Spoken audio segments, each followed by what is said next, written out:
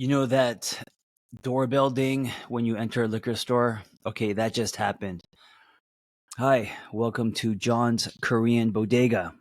I have daily text. I text you daily every morning, sometimes a golden wrapper, a Zoom link to one of my live groups or or a Google Doc.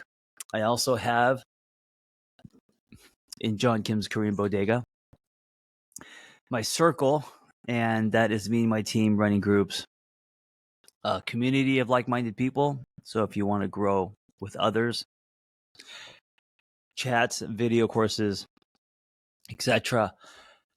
And my podcast premium. This without ads, and also a bonus episode a week. So you get 4 a month, which is a series. So it's based on a certain topic. And finally, I'm super excited about this. Oh man, I'm super excited about this, but I'm also embarrassed to have like another product because like I said, I feel like a fucking bodega. It's a digital product. This one's awesome. It's the Angry Therapist AI. I have a company who's building me my own AI. Now, before you roll your eyes, it's all my books, content, articles, and podcasts poured into an AI. So when you have a chat with my AI, it's pulling from all my stuff, and I think that's amazing, right? It's kind of like, what's happening right now in Hollywood with all these strikes. The internet, people can scrape anything that you put on the internet, and so people are already scraping. I mean, who knows? AI companies are already scraping your content if you're a content creator like me. And so why not take the power back and create your own platform, your own AI, and you have full control over that, and make it your own, So anyway, that's what I'm doing. So look out for that. That will be out very soon. Okay, today's topic is what finding yourself really means, or what connecting to yourself really means. Here's the thing: self, as we go through life, is constantly changing and growing and evolving and stretching, sometimes snapping back, right? And so when someone says find yourself, well, self is a moving target. You don't just find yourself and then you're done. I get what they're saying. People who are very disconnected from self need to go on a journey of finding self, right? But the term is a little misleading. What I like is, I like the idea of build a healthier relationship with yourself. And so if that's the case, what does that look like? Well, what does it look like to build a healthy relationship with anyone? Hey, by the way, if you're hearing rain, look at this. If you're listening, just imagine this. If you're watching, look at this. It's raining here in Los Angeles, and I work out of my garage. I open the door, and there's something very soothing and meditative about the rain, especially if you grew up in LA, where you rarely get it. So today I am welcoming it. I'm welcoming it as ambient noise in the background, and it's very calming. I love it. Anyway, what does it look like for you to have a healthy relationship, build a healthy relationship with someone else? So what does that require, right? Well, when I think about this, it requires communication, it requires compassion, and it requires understanding. It requires forgiving. Those are some of the big major blocks, I think. Communication, compassion, understanding, forgiving. So if you were to direct that towards you, communicating, let's start with communicating, right? Talking to yourself, but also communication means listening more so than talking. It means listening. It's listening to you. And so when I think about my relationship with myself and what it means to listen to me, well, I think about the quiet whisper, as I say, because our solid self, I think, lives in the quiet whisper, because we rarely listen to that truth, because it's drowned it out by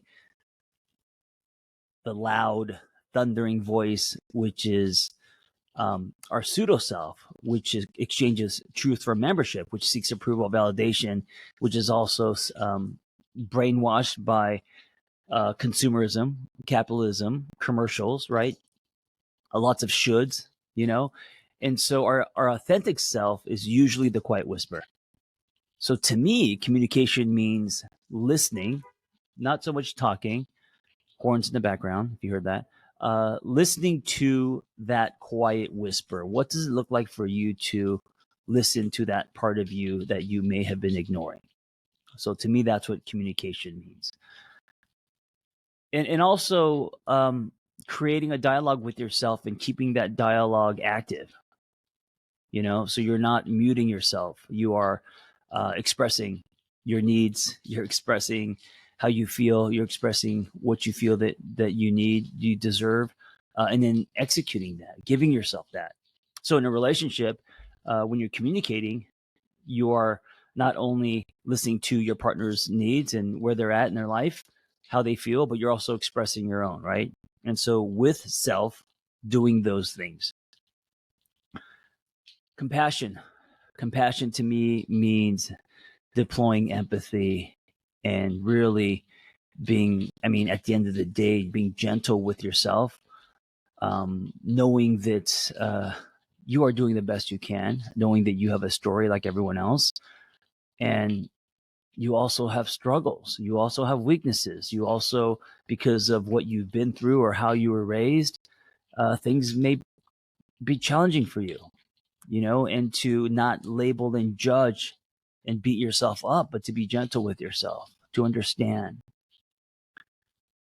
to treat yourself like you would your daughter or son. So deploying compassion, understanding.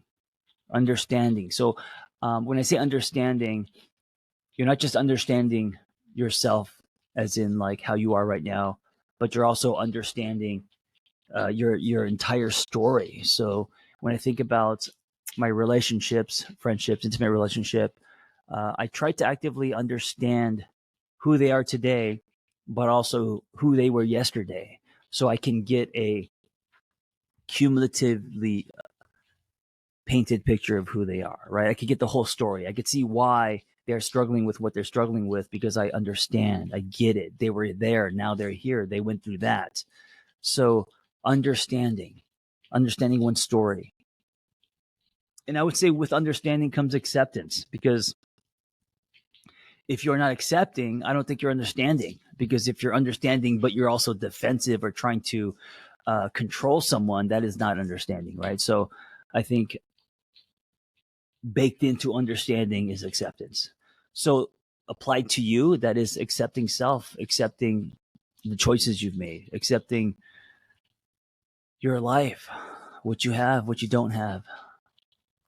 And accepting doesn't mean giving up, right? Accepting doesn't mean you're done. Accepting means I am being honest with myself. This is where I'm at, but also this is where I want to go. This is what I want to build. This is who I want to become. So acceptance is also part of understanding.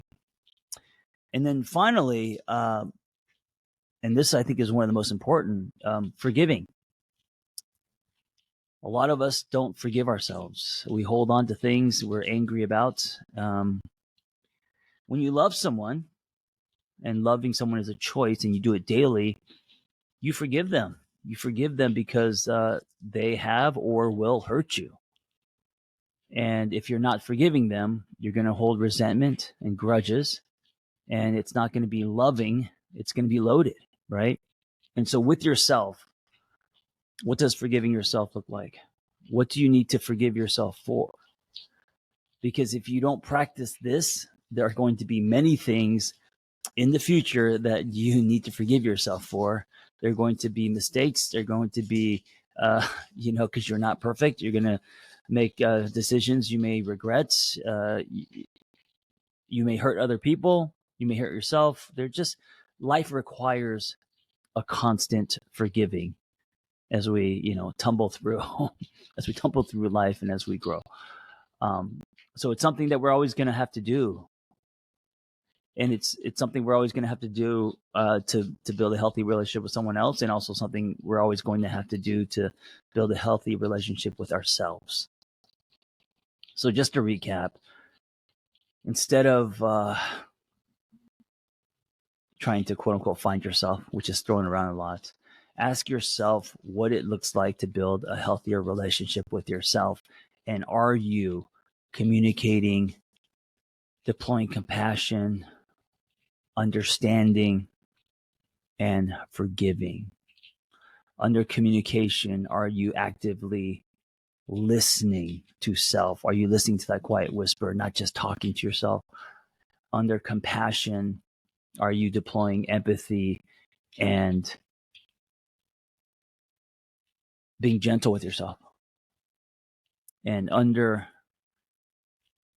understanding, are you understanding your entire story? Not just where you're at today, but who you are and why you are who you are, right? The whole picture. And under forgiveness, what do you need to forgive yourself for? And how do you do that? What does that look like? Anyway, thank you for listening and hanging out at the Korean Bodega.